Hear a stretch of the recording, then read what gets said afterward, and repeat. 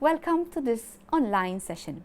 Today I'm going to talk about the book Cindy and the Football Boots, written by Jan Burkett and Sarah Volger, illustrated by Sholto Walker. And this book was published by Ginn Company. So, let's have a look at the front cover. We can see a girl with a rather mischievous look and two boys looking at her. We'll see who these boys are. Now, let's have a look at the blurb. Upcoming trials for a new football team have caused quite a stir in Cindy's household. Cindy is desperate to take part, but her brothers are determined to stop her. This is a modern story based on a traditional tale. It is a fiction book, and in fact, Cindy is short for Cinderella, and this book is based on the fairy tale Cinderella. So, let's introduce this book. Today's story is about a girl who loved football, but she didn't have football boots to play with and also a ball. And she used, in fact, cabbages. You can see a cabbage here in the title. She used cabbages in the garden instead of the football. Now, these two are in fact her step-brothers. And as we said in the beginning, Cindy, that is Cinderella, instead of her two step-sisters here in this story, she has two step-brothers. Like the step-sisters in Cinderella, they don't really look very happy with Cinderella. Why? Because in this case, instead of the ball, they're going to participate in football trials. And they knew that Cinderella was very good. Cindy was very good at playing football, and they didn't like the idea of her playing football. They knew that she was better than them, and they were afraid she would beat them. Now, this book explores the theme of the stereotype that women's place is at home taking care of household chores. And this stereotype is unfortunately still existent, especially in certain countries, although things have improved. So let's have a look at the book, and we can see the similarities between this story and the story of Cinderella. Cindy loved playing football, but Duncan and Dean, her stepbrothers, wouldn't let her play with them.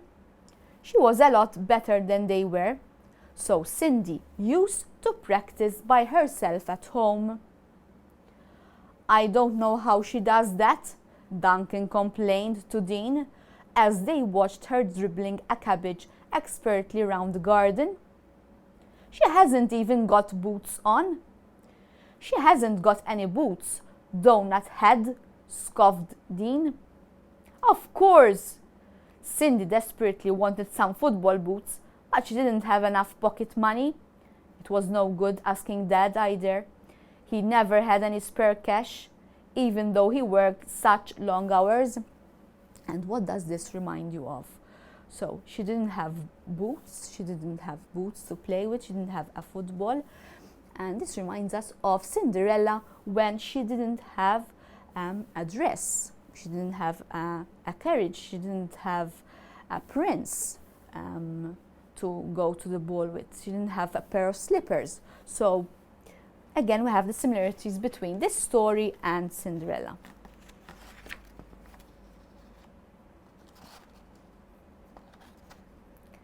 One morning, Cindy was heading a bag of pasta up the hall when a leaflet fluttered through the letterbox.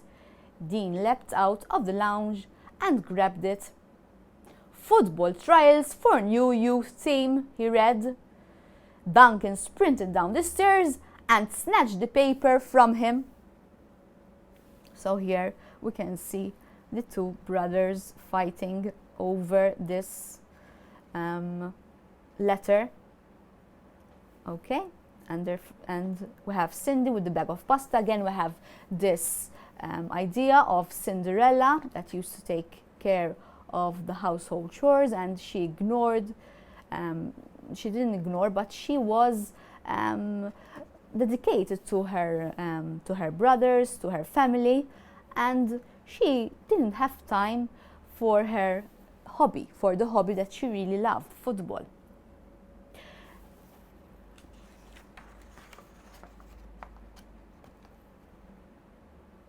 Now, she picked up the leaflet, she looked at it, and she read that there were these football trials. The football trials, we can compare them to the ball, the famous ball where she had to meet the prince.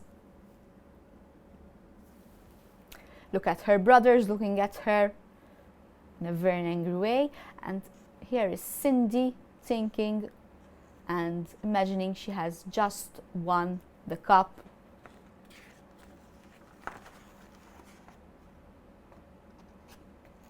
And they told her, you can't come because you're a girl. And here we have this stereotype that girls can't take part in sports, in football. And then they told her, you're not tall enough as well. So they were trying to invent all types of excuses. And Cindy was very sad. So here we can see Cindy. She felt extremely miserable. Okay. Dad had gone to work, and Duncan and Dean were strutting about getting ready for the trials. And we have the image of the two stepsisters trying to get ready for the ball. They were trying their dresses on, and Cindy was left home doing some household chores.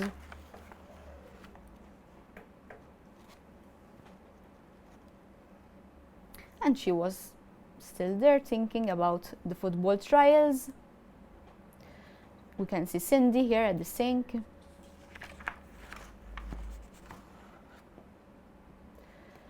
And here we can see a pair of old football boots. In fact, Cindy managed to get these football boots from a next door neighbor. She gave her these boots which belonged to her son. And she told her, these belong to my boy Bobby.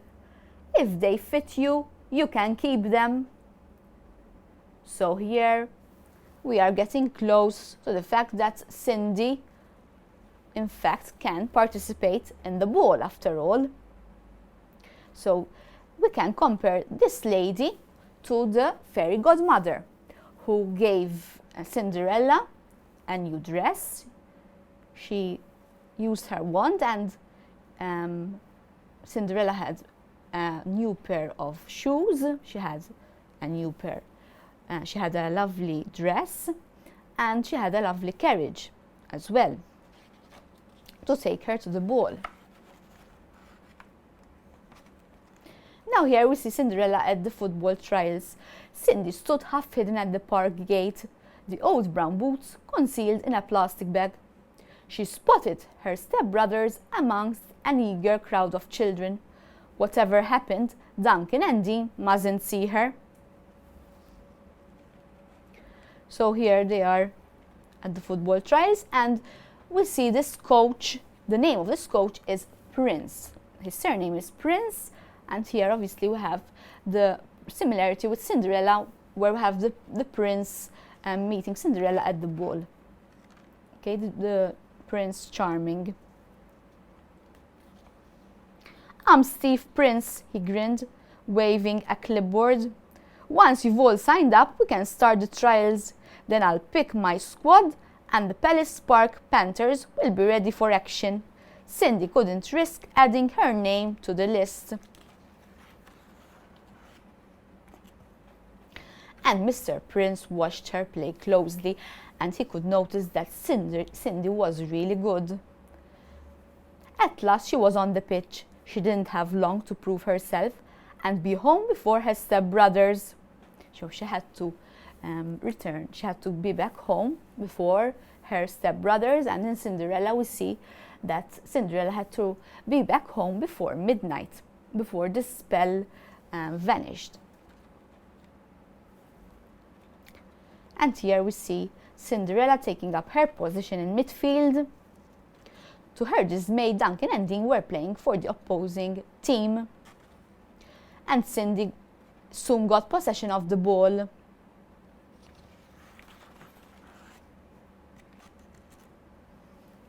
So here we can see Cindy in action. She was a goalkeeper here.